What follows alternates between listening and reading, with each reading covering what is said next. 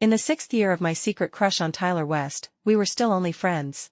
When I fell ill and was hospitalized, he covered the bills, ran the errands, and worried over me more than anyone. When my cousin got engaged, he went with me and packaged the biggest red envelope.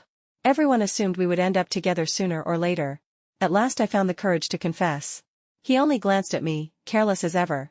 Rolling a lighter between his fingers, he let out a small laugh. I treat you as a friend, and you want to date me? Angela Ashley, don't joke.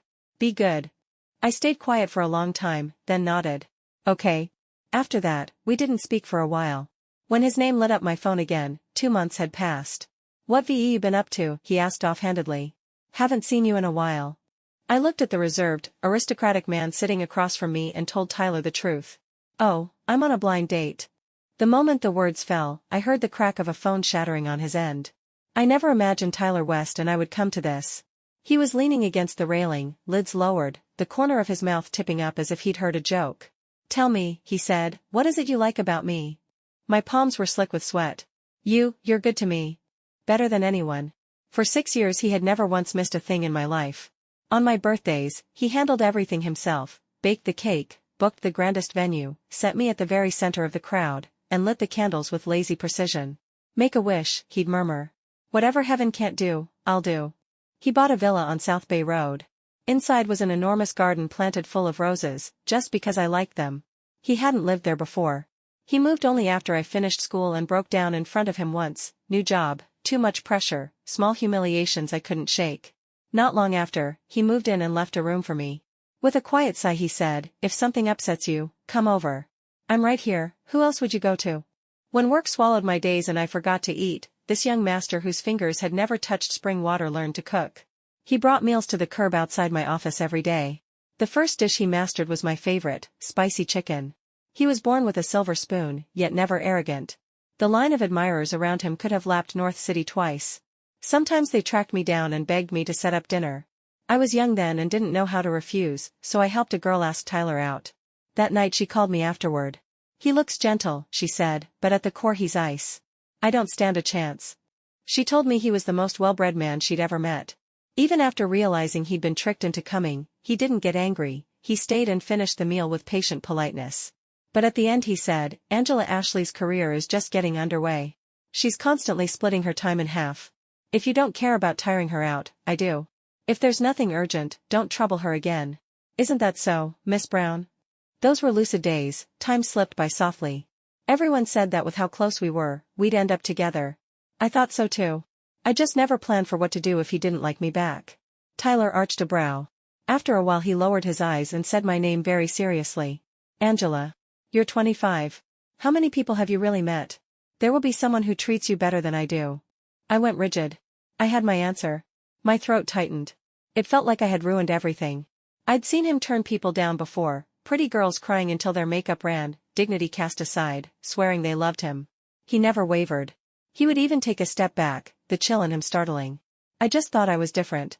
Apparently I wasn't. I'd only been imagining it. Seeing I was about to cry, he lifted his hand as if to wipe my tears like he used to. Halfway up he seemed to think better of it, dropped his hand, picked up the lighter, and flicked it twice, a twitch of impatience. I mean, all these years you've had no one but me, I persisted. Can't we at least try? I like you, really like you, Tyler. The more I babbled, the colder his face grew. Heat crawled up my neck, I knew that look as well as anyone. He was losing patience with me. He laughed under his breath, careless, as if to put a final period on the matter. I treat you as a friend, and you want to date me? Do you think that's appropriate? Angela, don't joke. Behave. I was silent for a long time. I knew we were done. We wouldn't even be friends after this.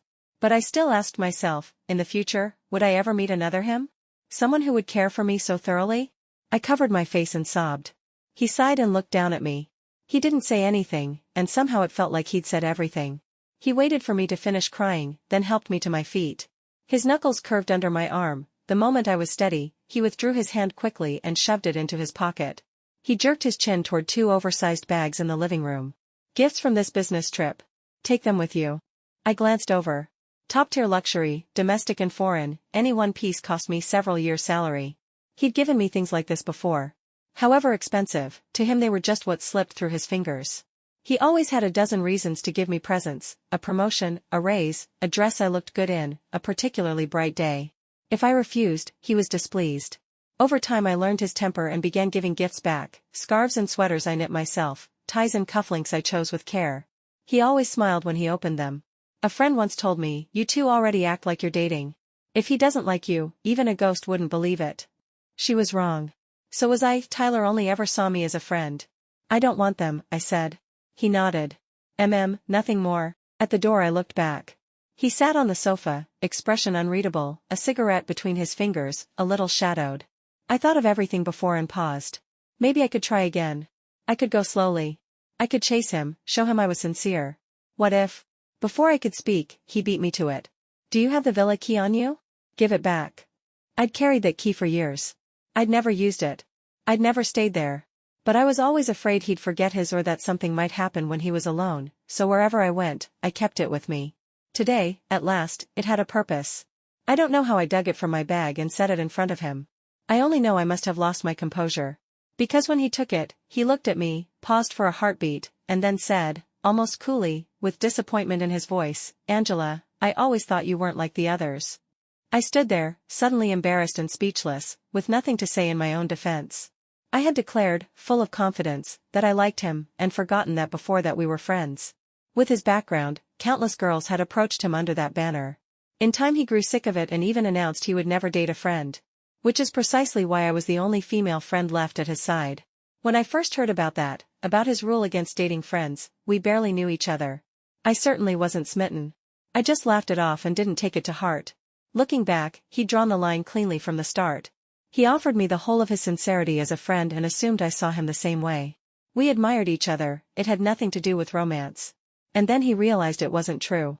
I was the coward, the long-time secret admirer who had finally shown her hand. After I went home, I took 2 days off and slipped away to the next city. Tyler didn't contact me during that time. Before, we'd exchange a few words nearly every day. It didn't take long to steady myself.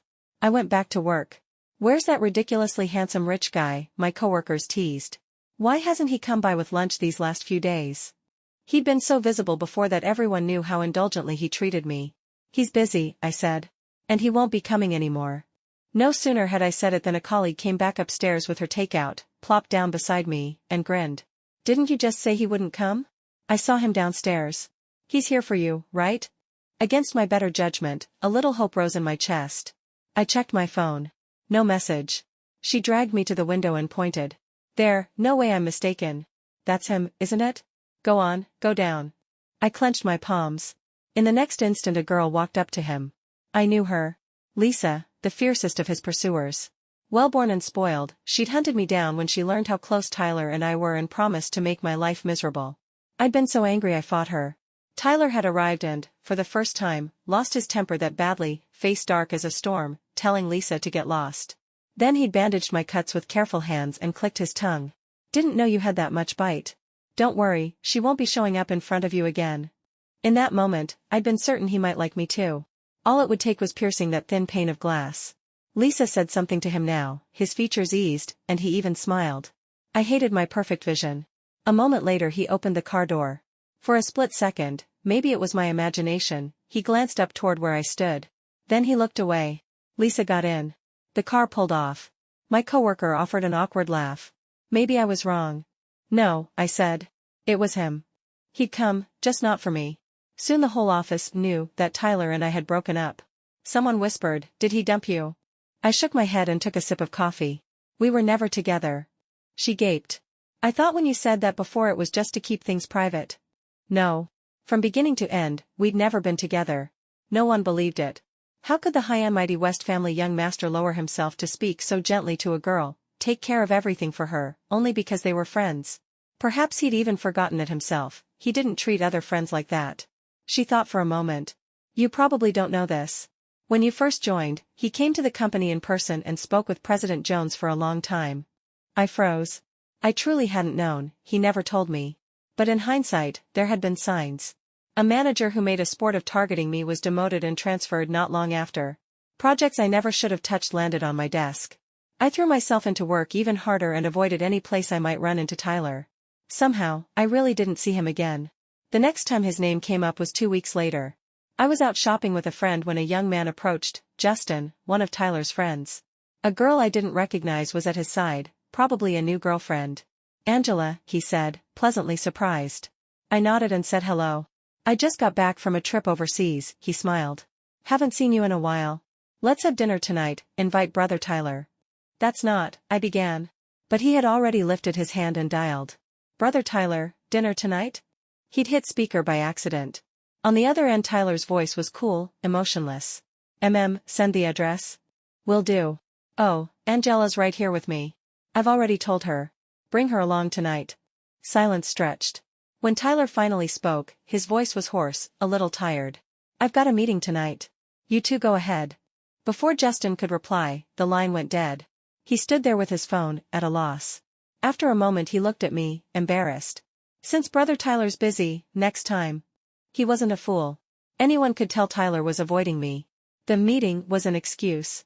I nodded, but I knew very well there wouldn't be a next time. After Justin left, my friend sighed. She knew everything and had been the one to push me to confess. "He's avoiding you now? Just because you like him?" "Yes." She shook her head, baffled. "Won't even give you a chance, that's ruthless. If he doesn't like you, why treat you so well? Isn't that messed up?" I had no answer. That night I lay awake a long time and finally remembered how Tyler and I met. It was a long time ago and not exactly a happy memory. He had the looks and the pedigree. From the day he arrived on campus, he was a star among stars, the very definition of a golden boy. I, at the time, was ordinary enough to disappear in a crowd. The one who actually dated him, the one who had him, was my roommate, Monica. Unlike me, her liking and her pursuit were both blazing and bold. From the very beginning, her intentions were obvious. She told Tyler, blunt as a blade, that she liked him, either reject me and we pretend not to know each other when we meet, or be together cleanly and clearly. "Don't give me any of that, you're great, but let's be friends." She wouldn't hear it, and she wouldn't accept it. Looking back, those words may well have moved Tyler. I even recommended the restaurant where she confessed. After they got together, Tyler treated us to dinner. That was the first time I saw him. In those days he was already someone else's boyfriend. I watched from the sidelines, cool and detached, and felt nothing. Later they broke up. Monica left the country in a huff. Tyler waited a long time downstairs at the dorm. He didn't catch her, he ran into me. When I finished telling him, he got in the car on the spot and headed for the airport. He was in no state to drive. Worried, I followed in a taxi. He was speeding far too fast. By the time I arrived, he had already crashed and lost consciousness. I rode with the ambulance to the hospital and waited through his surgery. I called Monica. Her phone was off. Later I realized she must have changed her SIM. That night, I was the only one there with him. At dawn, I contacted his friends and family through the university. I never went back to the hospital after that.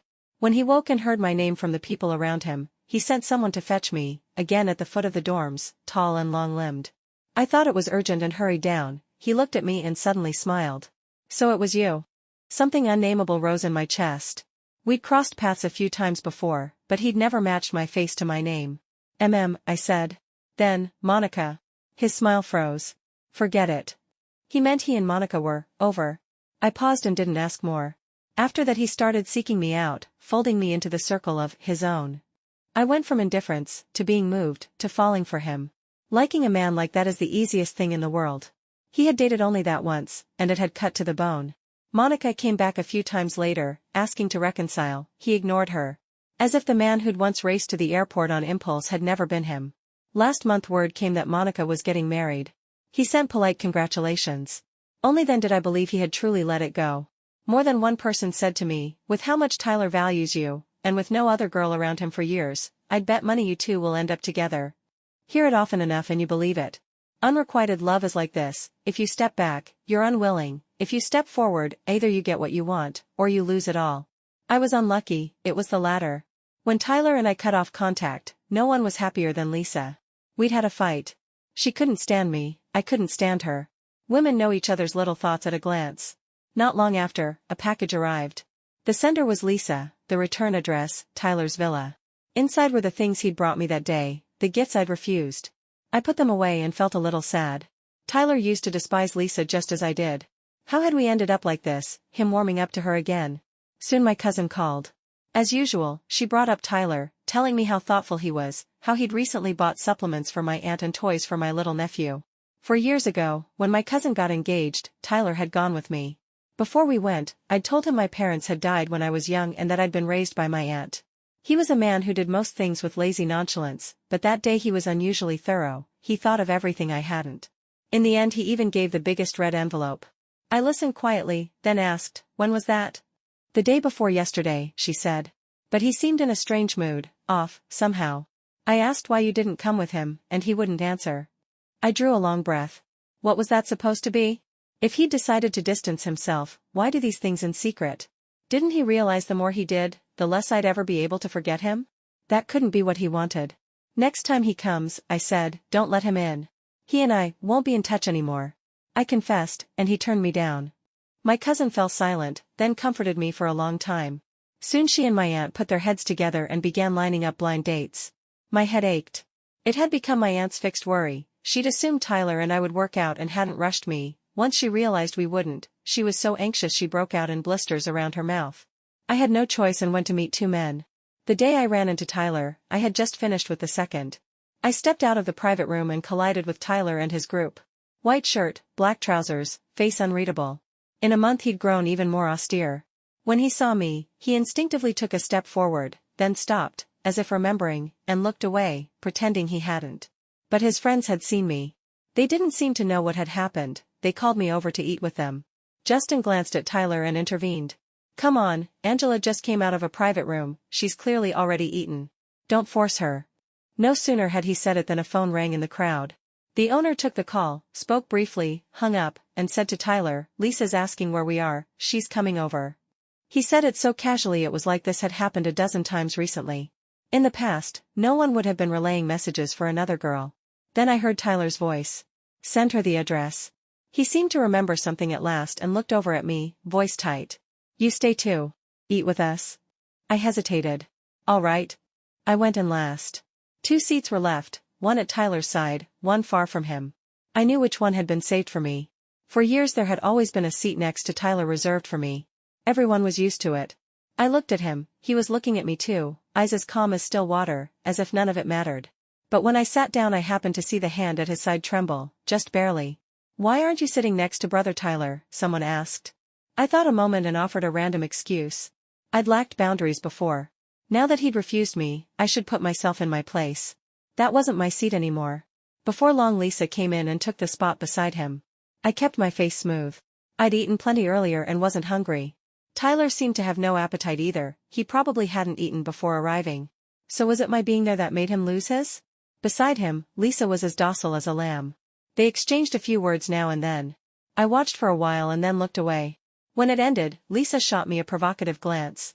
As we brushed past each other at the door, she leaned to my ear and murmured, "I hear you grew up living under other people's roofs.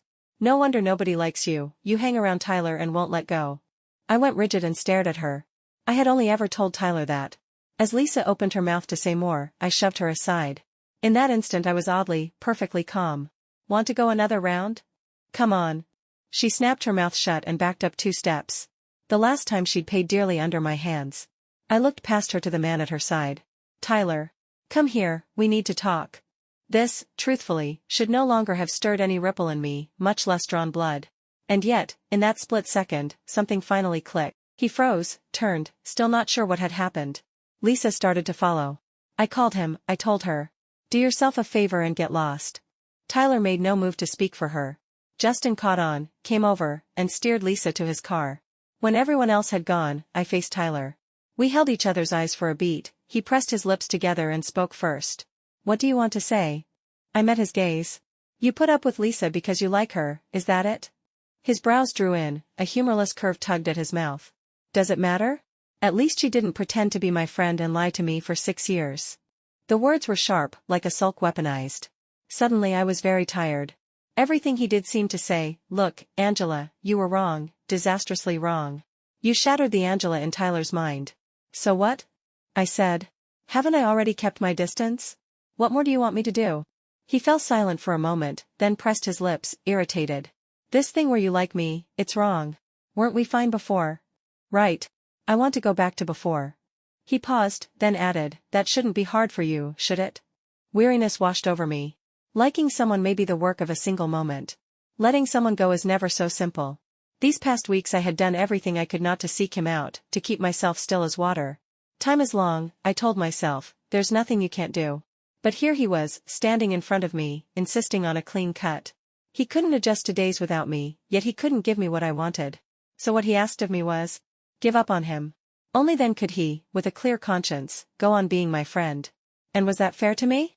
I looked at him, and what little unwillingness I'd been nursing went out like a light. Fine. Then listen. Whatever it is you feel about Lisa, whether you're truly interested, or she happened to show up at the perfect moment and you mean to use her to force me to give up, that's your business. I won't ask again. As you wish, I won't like you anymore. For the same reason as before, you once treated me well, sincerely, as a friend. So I'll do as you ask, we'll go back to what we were. Friends, clean and clear, with the line plainly drawn. A cool breeze lifted the hem of my dress. His features eased, as if some great nuisance had finally been resolved. He seemed lighter, the corner of his mouth tipping as though he might smile. And yet, for no reason I could name, there was the faintest haze of confusion. Something had slipped past his fingers. No matter how he would look back on this moment later, it would never come again. After that day, Lisa never appeared in front of me. Between Tyler and me, a strange equilibrium took hold. He didn't reach out. His friends, however, took turns inviting me out, meals, hiking, skiing, every pretext in the book. I refused them all. I was busy. I truly was. I wasn't even in North City, out on a business trip instead. I got back at 4 in the afternoon, too tired to stand. I showered and fell into bed. When I woke, my cousin was calling. She'd lined someone up for me, same place as always, and he'd be there any minute. No time to refuse. I threw myself together and hurried over. Only on arrival did I realize how much effort my cousin had made this time. He was handsome, with a temperament a little like Tyler's. We talked a while, he stepped out to take a call. I drifted for a moment, then jolted and grabbed my phone. It was Tyler's birthday. I'd forgotten. Work had been relentless, I hadn't even prepared a gift. I opened WeChat and saw he'd sent a few messages in the last half hour. For the first time in over 2 months, he had messaged me. Did you forget something? Haven't we already made up? Why aren't you picking up? I hesitated, about to call him back, when his name flashed on my screen. His tone was low, feigning indifference. What have you been busy with lately? He meant, why am I always busy when people ask me out? Why even on a day like today I won't take his call? After a beat, he added, haven't seen you in a long time. For some reason there was a hint of grievance in his voice. I started to answer, but my date came back in, cool and distant. Sorry, something came up. Under the light I studied his face and found it vaguely reminiscent of someone. The old me would have gone glassy-eyed at anything that touched Tyler. Now, for 2 parts resemblance, I merely shook my head and said, evenly, it's fine. Then, almost without thinking, I texted Tyler, oh, I'm on a blind date. I paused, about to ask where he was celebrating. On the other end his breathing suddenly went heavy. Before I could speak, there was a burst of static and the thud of something smashing into a wall. I stared at the phone for a long time. My date asked, what is it? If it's urgent, you can go. My fingers curled. I still couldn't quite process it. Had I said something wrong? Tyler rarely lost his temper, why would he smash a phone? Or had I misheard and it had simply fallen? I nodded, murmured an apology, and stepped out of the restaurant, and almost immediately my company called with an urgent matter. They needed me now. At the fork in the road I thought of sending Tyler a message to explain. I typed 2 characters, remembered myself, and deleted them. Forget it, I told myself. What is there to explain? Explaining too much would only invite more back and forth, and he'd think I still harbored that kind of feeling. In the end, I called Justin. I won't make it. Tell Tyler, happy birthday, for me. Justin hesitated, as if he wanted to say something. He didn't. He just nodded over the line, okay. Faintly, I thought I heard a familiar voice on his end, cool, edged with self-mockery, don't bother her. Once upon a time, if I'd realized I was about to miss Tyler's birthday, I would have rushed over, consequences be damned. But maybe that wasn't what Tyler needed from me. He only needed a friend. Much later I learned how that day had gone. From early morning he'd been waiting. Everyone assumed it was impossible I wouldn't show up on his birthday. He checked the arrangements again and again, the roses were my favorite, the perfume my favorite, and he'd rehearsed all the things he wanted to say. It had been a long time since we'd really talked. He waited from dawn to night, past the scheduled start time, and the phone never rang. Someone, seeing how lost he looked, made a joke. Brother Tyler, do you like Angela? We've all seen it, you're not ordinary with her. Tyler repeated it numbly, as if tasting unfamiliar words. I'm not ordinary with her. I like her. Yes, the friend said. It's that obvious. Tyler sat there a long time, then opened the chat window he actually checked every day. He weighed, and finally typed. He must have wanted to say something that mattered, in that moment, he must have. But what he sent was painfully ordinary. Then my call came, catching him completely off guard. For the first time he was both at a loss and angry, without knowing at whom. A second later, he smashed his phone. He seemed to forget, he had turned me down. I would, eventually, be with someone else. No one waits forever. The next day I was the one who reached out. He picked up quickly, but didn't speak first. I didn't mention the night before, I only said, I've mailed your gift. It should arrive soon. He paused, his voice was a little hoarse. So after all that, you won't even say, happy birthday, to me yourself? Happy birthday, I said. He laughed once, didn't hang up, and, as if searching for a topic, asked, did you make it yourself? I froze. I hadn't expected that. Whether it was handmade, did that matter? No, I said. Looking back, many of my old gifts were a bit too intimate for just friends. This time I'd kept it strictly proper. He fell quiet again. I heard a lighter click. With a cigarette between his lips, his voice went muffled, almost nervous. How'd the blind date go last night? I pictured that face and felt a twinge of guilt. Pretty well. He either didn't quite hear or choked, he started coughing. I checked the time. I've got something in a minute, so I'll let you go. Okay, he rasped. After that, we went on as usual, mostly with him initiating. One day he texted, I'm making cookies. I forgot a few steps, could you come over and show me? At some point our messages had become a string of, could you, can you, would you, so formal it felt unreal. My thoughts scattered, I forgot to reply. When I got home and saw him waiting at my door, I remembered. He glanced at his phone, looked up, tired around the eyes. You got off an hour ago. Why are you just getting back? I blinked. I'd grabbed dinner with a friend. I hadn't expected him to be here.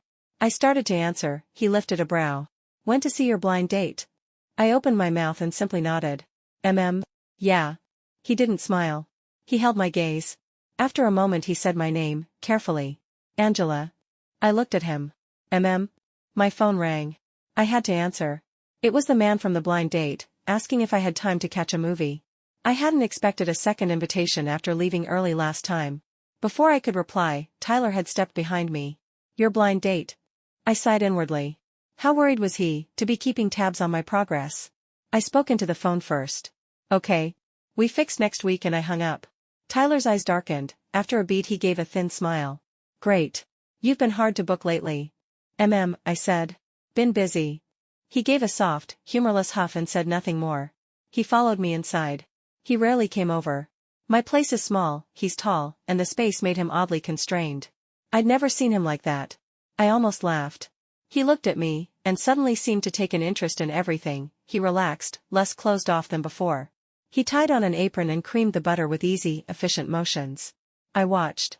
With nothing to do and the awkwardness pressing in, I made small talk about recent odds and ends. He answered every line. I studied him and fell silent, puzzled. You're the one who taught me these cookies, how could you forget the steps? And he hadn't actually asked me what came next. Silence. Something nearly clattered over.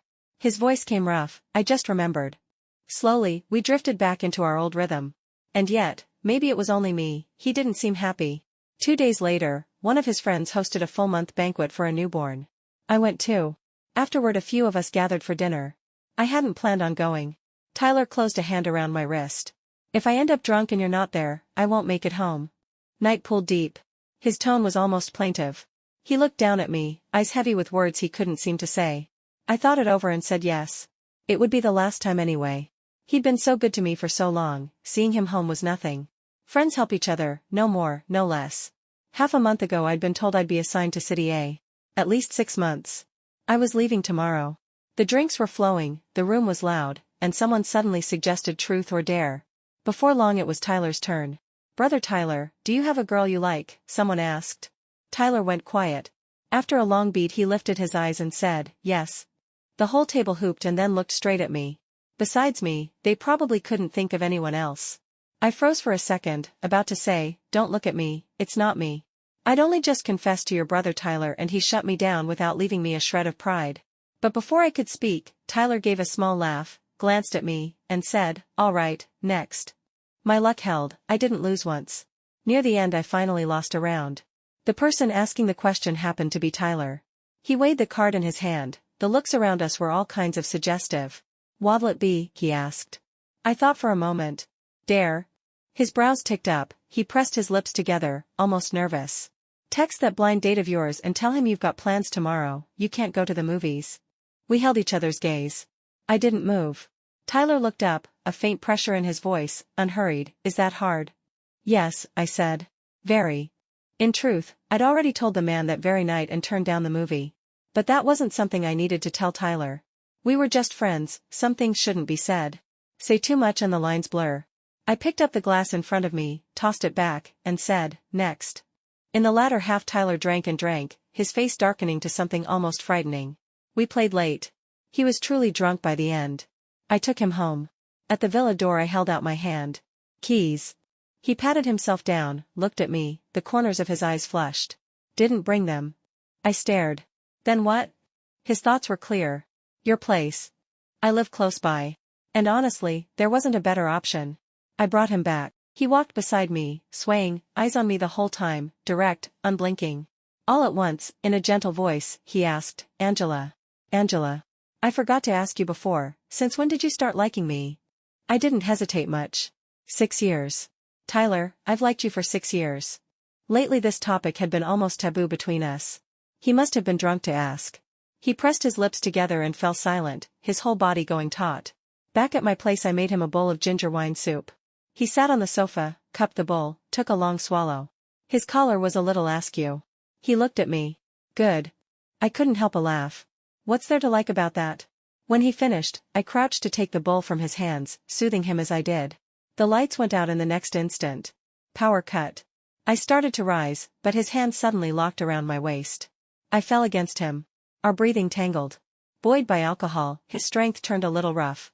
His mouth was nearly on mine, breath warm. He kept saying my name, over and over, "Angela. Angela." I pushed him back. "Enough. Lie down and sleep. It'll be dawn soon." I had an early flight.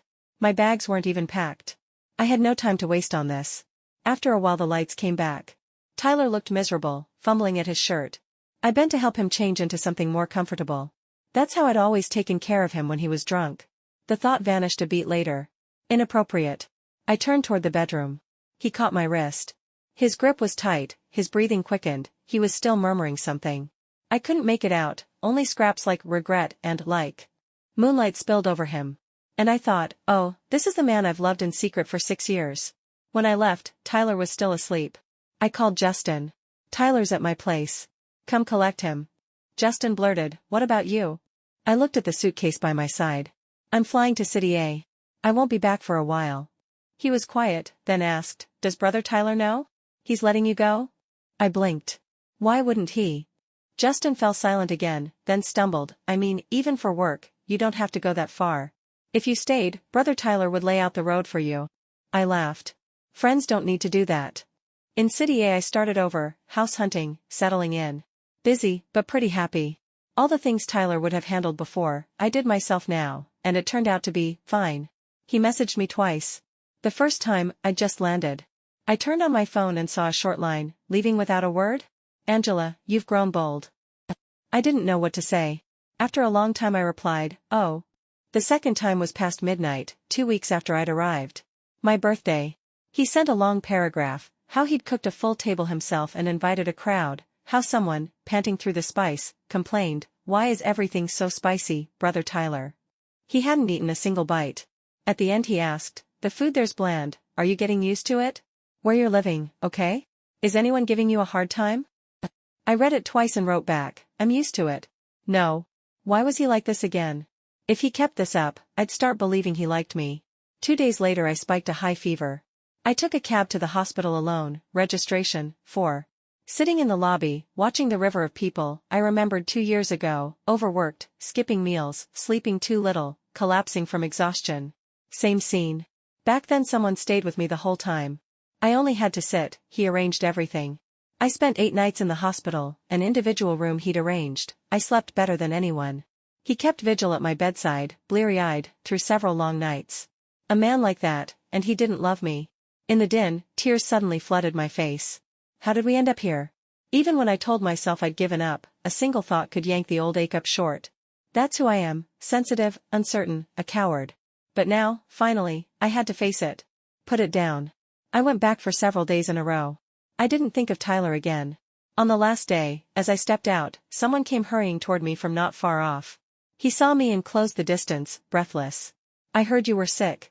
How are you now? Still feel awful? I stared for a long time, then, thinking of something, smiled. I'm fine now. By the way, Tyler, do you remember a question you asked me once?